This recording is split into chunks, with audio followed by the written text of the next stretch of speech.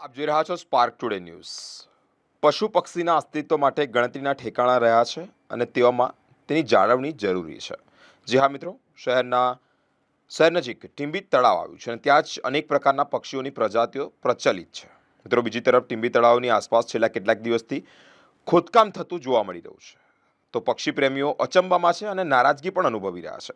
તળાવની નજીક ભવિષ્યમાં અહીંયા કોઈ કોન્ક્રીટનું જંગલ ઊભું થશે તો અહીંયા આવતા વસતા પક્ષીઓને તેમજ પ્રકૃતિને અસર થવાની પણ શક્યતાઓ છે. મિત્રો, પક્ષી પ્રેમીઓએ આ એક ચિંતા પણ વ્યક્ત કરી છે. આજવા ક્રોસિંગ પાસે સિગ્મા ઇન્સ્ટિટ્યૂટ છે અને ત્યાં જ ટીંબી તળાવ આવ્યું છે. મિત્રો, પક્ષીઓની વસવાટ માટે ખૂબ પ્રચલિત એવું આ એક તળાવ, જેમાં અલગ અલગ સિઝનમાં 200થી વધુ જાતિના પક્ષીઓ જોવા મળતા હોય છે. ખાસ કરીને ઠંડીના મોસમમાં દેશ વિદેશથી અહીંયા પક્ષીઓનું આગમન થતું હોય છે. આ જગ્યા અત્યંત શાંત છે અને રમણીય છે, સાથે સાનુકૂળ સ્થળ પણ માનવામાં આવે છે. કેટલાક દિવસથી અહીંયા મિત્રો બુલડોઝર સહિતના મશીનરીથી ખાડા ખોદવામાં આવી રહ્યા છે. ચોક્કસ પ્રકારની ગતિવિધિથી હાથ ધરવામાં આવતી માહિતી સામે આવી રહી છે.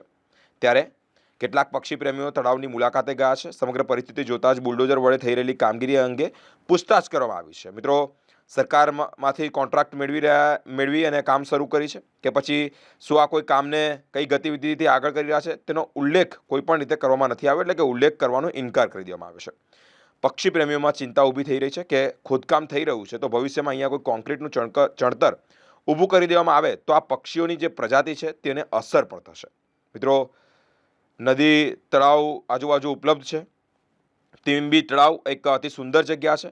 ત્યારે કાયદેસર કે પછી ગેરકાયદેસર બાંધકામ થતું અટકાવવા માટે સરકાર અંગત રસ દાખવે, જેને લઈને જ આ જે પક્ષીઓ છે તે પક્ષીઓની પ્રજાતિના હિતમાં નિર્ણય લે. મિત્રો, તેઓ વિરોધ પણ કરી રહ્યા છે કે અહીંયા બાંધકામ કરવાની મંજૂરી જે છે તે કોણે આપી અને કોણે રજૂઆત કરવામાં આવી તેનો પણ પ્રશ્નાર્થ ઊભો કર્યો છે.